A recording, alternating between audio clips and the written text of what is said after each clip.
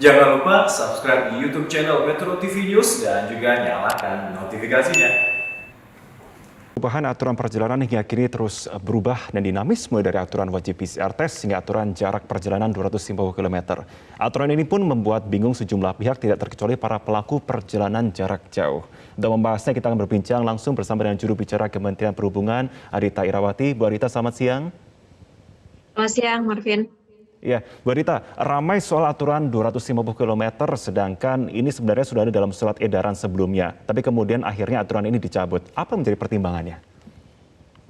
Ya, mungkin saya jelaskan yang lebih lengkap ya. Jadi yang pertama, ini di tanggal 1 November, Instruksi Mendagri ini sudah diterbitkan, Instruksi Mendagri yang baru, nomor 57, dan juga kemudian diikuti dengan Surat Edaran Satgas nomor 22.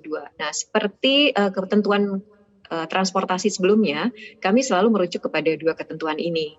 Dan di dalam dua ketentuan ini ada beberapa persyaratan untuk transportasi darat khususnya yang kemudian dihapuskan, yaitu mengenai syarat PCR. Sehingga untuk pelaku transportasi darat itu wajib menunjukkan hanya hasil antigen berlaku 1 kali 24 jam dan vaksinasi minimal dosis pertama.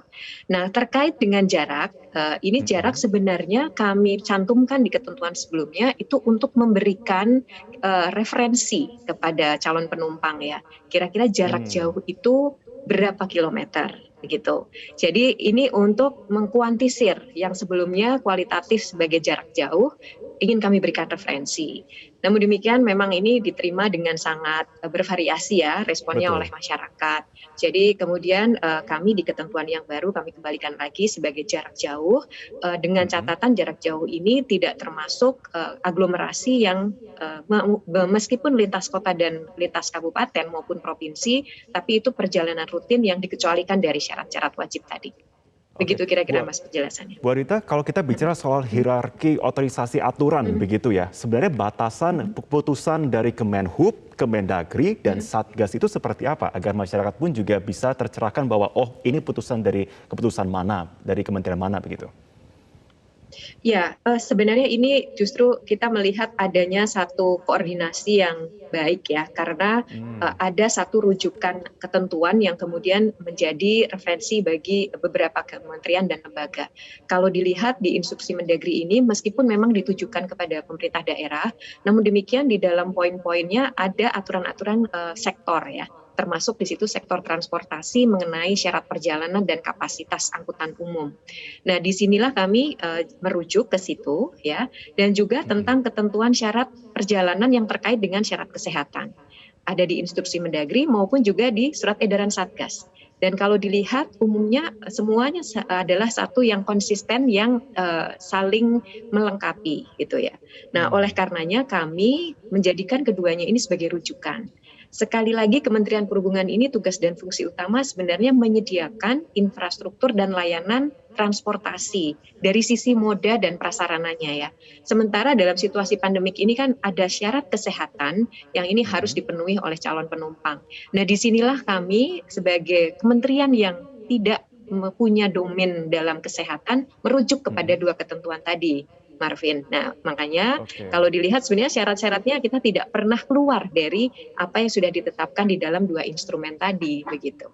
Oke, katakanlah kita berbicara mengenai peraturan syarat perjalanan begitu ya Bu ya, untuk lingkup Jawa Bali begitu. Masyarakat menilai ini sangat dinamis dari aturan antigen berubah menjadi PCR dan juga menjadi antigen. Nah, harus seperti apa masyarakat mematuhinya dan melihat hal ini? Ya, yang pertama perubahan ini tentu melihat dari dinamika juga situasi pandemik di Indonesia. Kita melakukan evaluasi, pemerintah ini melakukan evaluasi setiap minggu. Bahkan kalau diikuti rapat terbatas evaluasi PPKM itu juga dilakukan setiap minggu. Dan setelah itu tentu akan dibahas. Hasil dari evaluasi ini akan ditindaklanjuti seperti apa. Dan evaluasinya juga multisektor ya, khususnya terkait juga dengan mobilitas. Nah, di dalam ratas ini kemudian kita evaluasi di kementerian-kementerian teknis ya, dan dikoordinir oleh kementerian koordinator juga. Harus seperti apa ini ke depan, melihat situasi yang kita evaluasi saat ini. Dan tentu juga mendengar masukan dari masyarakat. Ya, kita juga tidak menutup telinga lah dari apa yang menjadi keluhan, menjadi aspirasi, menjadi masukan ya dari seluruh lapisan masyarakat. Dan tentu juga masukan-masukan dari para ahli-ahli kesehatan, epidemiolog. Untuk bagaimana antara aspek kesehatan dan satu lagi adalah aspek ekonomi ini bisa berjalan secara imbang begitu. Nah, termasuk juga di dalam pengendalian transportasi. Karena transportasi ini sebenarnya satu sektor yang kemudian memfasilitasi pergerakan masyarakat termasuk kegiatan perekonomian. Jadi saling terkait ini Marvin antara kegiatan ekonomi di hulunya ini dengan penyediaan transportasi yang ada di sisi hilir. Jadi ini yang kami bahas dan ini mengakibatkan dinamika yang mungkin masyarakat melihat kok berubah terus ya tiap minggu gitu.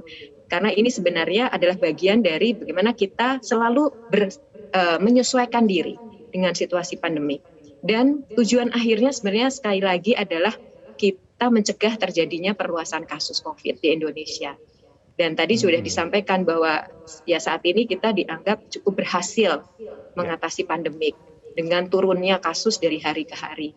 Saya rasa ya ini mari kita lihat sebagai upaya untuk memberikan perlindungan juga kepada masyarakat dan tentu juga kita harapkan masyarakat juga patuh dan juga melaksanakan protokol kesehatan secara konsisten gitu.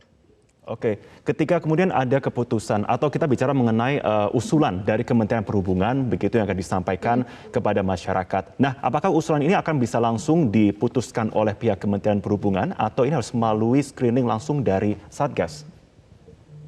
Kalau itu kaitannya adalah dengan tugas dan fungsi di sektor transportasi, contohnya nih Marvin, seperti menetapkan bahwa frekuensi dari penerbangan misalnya, izin slot, izin rute buat maskapai dalam situasi pandemik. Ini adalah sesuatu yang sudah sangat teknis yang memang domainnya adalah domain di sektor transportasi. Nah, oleh karenanya ini tentu keputusan langsung dari Kementerian Perhubungan. Tetapi sekali lagi ketika ini ada dampaknya terhadap efek penularan misalnya yang kaitannya dengan screening kesehatan, tentu kami tidak bisa memutuskan sendiri. Kami tentu harus merujuk kepada ketentuan yang lebih tinggi dan yang lebih kompeten dan memang punya tugas dan fungsi yang spesifik ke situ. Nah, dalam ini Satgas ini kan unsurnya banyak ya, dari mulai unsur kesehatan ada, dari ekonomi juga ada, jadi multisektor di Satgas. Nah, disinilah kami merujuk gitu, Mas. Gitu. Oke, Bu Arita, kalau kita kembali kepada syarat perjalanan darat begitu, seperti apa syaratnya, Bu? Apakah akan ada juga pemeriksaan melalui checkpoint atau akan ada random checking? Ya, kalau darat ini kan memang jenisnya macam-macam ya. Ada kendaraan umum yang seperti bis, ada travel. Kalau kendaraan pribadi ada roda 4, roda 2. Nah, ini memang akan sangat tergantung dari jenis kendaraannya. Ketika kita bicara bis umum yang berangkat dari terminal, pengawasan akan lebih mudah. Ya, apalagi kalau terminalnya ini ada istilahnya terminal tipe A, yang ini dikelola langsung oleh Kementerian Perhubungan dan ada terminal-terminal kelas di bawahnya yang dikelola oleh daerah, pemerintah daerah. Nah, unsur gabungan pusat dan daerah ini bisa melakukan pengawasan terpusat di terminal.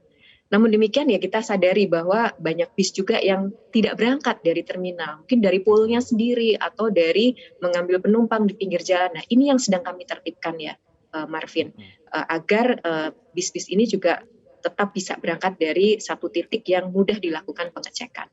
Nah, yang kedua adalah kendaraan-kendaraan pribadi. Kendaraan pribadi ini berangkat bisa dari mana saja ya dan tidak punya pool, tidak punya satu titik keberangkatan yang sama. Nah, untuk kendaraan-kendaraan seperti ini metode pengawasannya adalah dengan sistem random atau acak ya.